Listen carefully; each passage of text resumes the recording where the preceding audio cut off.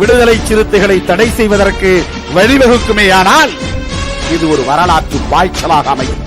இது மாபெரும் பாய்ச்சலாக அமையும். தமிழகத்தின் மிகப்பெரிய சக்தியாக விடுதலை சிறுத்தைகள் வளருவார்கள்.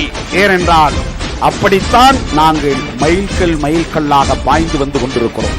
தென்னகரம்பட்டிக்கு போகக்கூடாது என்றீர்கள், மீறினோம்.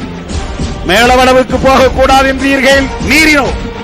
மேலூரிலே பேரணிக்கு தடை விதித்தீர்கள், மீறினோம். சென்னையிலே பேரணி நடத்த தடை விதித்தீர்கள், மீறினோம். கடலூரிலே பேரணி நடத்தக்கூடாது என்று தடுத்தது மட்டுமல்ல, திருமாவளவன் கடலூர் மாவட்டத்திற்குள்ளேயே நுழையக்கூடாது என்று தடை விதித்தீர்கள். அதை தவிடுபடியாக்கினோம். அதே கடலூரில் திருமாவளவன் எங்கள் செல்ல பிள்ளை என்று அங்கீகரிப்பதை போல 2.5 லட்சம் வாக்குகளை வாரி வழங்கினார்கள். ஆக அப்படியெல்லாம் அங்கீகாரம் பெற்றிருக்கிற இந்த கட்சி ஒவ்வொரு மைல்கல்லாக தடைகளை தவிடுபடியாக்கிவிட்டுத்தான் வளர்ச்சியடைந்து வந்திருக்கிறோம்.